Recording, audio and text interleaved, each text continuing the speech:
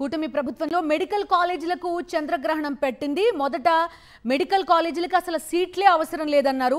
ఇప్పుడేమో ప్రైవేట్ పరం చేయడానికి సిద్ధమైపోతున్నారు. కమిషన్ల దందా కోసం, తన బినామీల జేబులు నింపడం కోసమే మెడికల్ కాలేజీలను ప్రైవేట్ పరం చేస్తున్నారనే ఆరోపణలు ప్రస్తుతం వెల్లువెత్తుతున్నాయి. పూర్తి డీటెయిల్స్ తెలుసుకుందాం. పులివెందుల మెడికల్ కాలేజ్ దగ్గర ఉన్నారు మా కరెస్పాండెంట్ శ్రీనివాస్ లైవ్ లో. శ్రీనివాస్తో మాట్లాడదాం. శ్రీనివాస్, చెప్పండి, మొట్టమొదటిగా పులివెందులకు ఇస్తామన్న సీట్ల విషయంలోనే మాకు అవసరం లేదని లెటర్ రాసింది ప్రభుత్వం. ఇప్పుడు కంప్లీట్ గా ప్రైవేట్కి ఇచ్చేసే ప్రయత్నాలు జరుగుతున్నాయి. ఒకటి, పేద ప్రజలకి వైద్యం అందుబాటులో ఉండదు. రెండు, పేద విద్యార్థులు మెడిసిన్ వైపు రాకుండా చేస్తున్నారు. మొత్తం మీద వైఎస్ జగన్మోహన్ రెడ్డి ముఖ్యమంత్రిగా చేపట్టినటువంటి 17 మెడికల్ కాలేజీలు, దానికి అనుబంధంగా ఉన్నటువంటి ఆసుపత్రులన్నింటినీ కూడా నిర్వీర్యం చేస్తూ వస్తున్న పరిస్థితి అయితే ఈ 15 నెలల కాలంలో స్పష్టంగా కనిపిస్తుంది. బిందు, ఇప్పుడు మనం పులివెందుల మెడికల్ కాలేజీ దగ్గర ఉన్నాము. ఈ మెడికల్ కాలేజీకి వచ్చినటువంటి 50 మెడికల్ సీట్లు ఏదైతే కేంద్ర ప్రభుత్వం మంజూరు చేసిందో వాటిని మేము ఇక్కడ నిర్వహించలేమని చెప్పేసి కూటమి ప్రభుత్వం వెనక్కి పంపించినటువంటి పరిస్థితి ఇక్కడ స్పష్టంగా కనిపిస్తుంది. గతంలో ఎన్నడూ కూడా ఇటువంటి దాఖలాలు ప్రభుత్వానికి సీట్లు వస్తే ఇంకా ఆనందపడి విద్యార్థులకి సీట్లు ఇచ్చి వాళ్ళని వైద్యులుగా తీర్చిదిద్దేటువంటి ప్రయత్నం చేస్తుంది కానీ ఏ రోజు కూడా ఇటువంటి పరిస్థితులు చూడలేదు. ఇక్కడ ఉన్నటువంటి ఆసుపత్రి కూడా, అనుబంధంగా ఉన్నటువంటి ఆసుపత్రిలో కూడా రోజు రోజుకి సిబ్బందిని, ఇప్పుడు 300 మంది సిబ్బందిని తగ్గించినటువంటి పరిస్థితి. ప్రారంభంలో 50 మంది వరకు వైద్యులు ఉంటే ఇప్పుడు దాదాపు 15 నుంచి 17 మంది మాత్రమే వైద్యులు ఇక్కడ ఉన్నటువంటి పరిస్థితి అయితే ఉంది. ఒక అత్యాధునికమైనటువంటి ఎక్విప్మెంట్తో ఎంఆర్ఐ స్కాను, సిటీ స్కాన్ వంటి అనేక ఎక్విప్మెంట్తో ఇక్కడ నిర్వహిస్తున్నప్పటికీ కూడా దీన్ని నిర్వీర్యం చేసి ఇప్పుడు ప్రైవేట్ పరం చేసేటటువంటి పరిస్థితులు తీసుకొచ్చారు. మన దగ్గర పులివెందుల మున్సిపల్ చైర్మన్ వరప్రసాద్ గారు ఉన్నారు, ఆయనతో మాట్లాడదాం. చెప్పండి సార్, మెడికల్ కాలేజీకి వచ్చినటువంటి సీట్లను వెనక్కి పంపించారు, ఇప్పుడు ఈ మెడికల్ కాలేజీనే ప్రైవేట్ పరం చేస్తూ ఉంటున్నారు. విద్యార్థుల భవిష్యత్తు ఏ విధంగా ఉండబోతుంది? చాలా అగమ్యగోచరంగా ఉంది. ఈ కూటమి ప్రభుత్వం వచ్చినప్పటి నుంచి వెనకడికి ఒక పెద్ద మనిషి ప్రజల కోసం బావి తవ్విస్తే కొడుకొచ్చి పూడ్చినట్లుంది.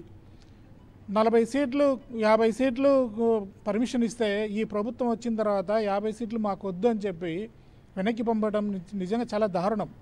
దాదాపు 400 కోట్ల రూపాయలు ఖర్చు పెట్టాం. ఇక్కడ మొత్తం అన్ని ఫెసిలిటీస్ ఉన్నాయి.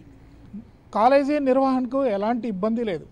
కానీ ఒకే ఒకటి, జగన్ గారి మీద కక్ష సాధింపు చర్యతో ఈ హాస్పిటల్ని పూర్తి నిర్వీర్యం చేసినారు. ఇంకా ఘోరాతి ఘోరం ఏంటంటే ఈ ప్రాంత ప్రజలకు వైఎస్ఆర్ గారు ఒక దేవుడు లాంటి వ్యక్తి. అలాంటి వ్యక్తి పేరు కూడా వైఎస్ఆర్ ప్రభుత్వ సర్వజన ఆసుపత్రి అని మేము పెడితే అలాంటి వ్యక్తి పేరు కూడా తీసేసి ఎంత నీచంగా ప్రవర్తించినారో మీకు అందరికి కూడా తెలియాలి. ఈ ప్రాంతము చాలా వెనుకబడిన ప్రాంతం. ఒక రైతాంగంలో కావచ్చును, విద్యలో కావచ్చును, వ్యాపారంలో కావచ్చును, అభివృద్ధిలో కావచ్చును, అలాంటి ప్రాంతంలో పుట్టిన వైఎస్ రాజశేఖర రెడ్డి సారు నిజంగా చాలా దేవుడు. ఆయన ఎమ్మెల్యేగా అయిన తర్వాత ఇక్కడ ఒక పాలిటెక్నిక్ కాలేజీ, ఒక ఐటీఐ కాలేజీ, ఒక డిగ్రీ కాలేజీ, విద్యా వ్యక్తికి ఎంత కృషి చేసినాడంటే అసలు ఎన్నలేనిది ఆ కృషి. తర్వాత ఈ ఒక జైంట్ ఆయన హయాంలో వచ్చింది జైంట్. ఈ మెడికల్ కాలేజు ఆయన కళ, ఆ కళను మా జగన్మోహన్ రెడ్డి గారు నెరవేరిస్తే కక్ష సాధింపు చర్యతో ఈ ప్రాంతం మీద కక్ష సాధింపో, ఈ ప్రజల మీద కక్ష సాధింపో, జగన్మోహన్ రెడ్డి గారి మీద కక్ష సాధింపు మాకు అర్థం లేదు. కానీ చాలా రాంగ్ స్టెప్ వేసినారు చంద్రబాబు నాయుడు గారు. ఈ ప్రాంతం చాలా వెనుకబడిన ప్రాంతం. మేమందరము కూడా మంచి హాస్పిటల్కి పోవాలంటే రిమ్స్కి పోవాలి, కడపకు పోవాలి. ప్రతి సిజేరియన్ ఆపరేషన్ కావచ్చును, డెలివరీ కావచ్చును, ఏది కూడా ఇక్కడ గవర్నమెంట్ హాస్పిటల్లో రిమ్స్కు రెఫర్ చేస్తారు. ఇక్కడ నుంచి రిమ్స్కు పోవాలంటే ఎంత ఇబ్బంది పడతారో పేద ప్రజలకు వాళ్ళకి అర్థం కావట్లా. నిజంగా జగన్మోహన్ రెడ్డి గారు పేదల పక్షపాతి కాబట్టే 17 మెడికల్ కాలేజీలు, అది తన 3 సంవత్సరాలే ఆయన పరిపాలించింది. 2 సంవత్సరాలు కరోనాకు పోయింది. 3 సంవత్సరాల్లో 17 మెడికల్ కాలేజీలు వస్తే చాలా దారుణంగా పీపీపీ మోడ్లో మొదటి విడతగా ఈ హాస్పిటల్ను చేర్చడం నిజంగా చాలా దారుణం.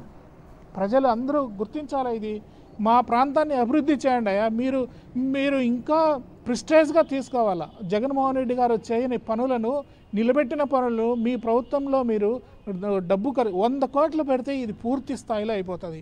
100 కోట్లు పెడితే మొత్తం డెవలప్మెంట్ మొత్తం అయిపోతుంది. మున్సిపాలిటీలో కూడా అంతే. మేము 90% చేసాం, కానీ మీరు చేయలేకపోయినారు. ప్రజలను దృష్టిలో పెట్టుకొని ఈ ప్రాంతం మీద కనకరించాలని మేము మనస్ఫూర్తిగా కోరుకుంటున్నాం.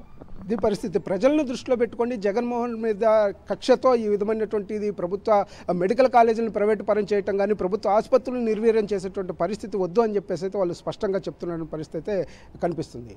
Right Srinivas, thank you.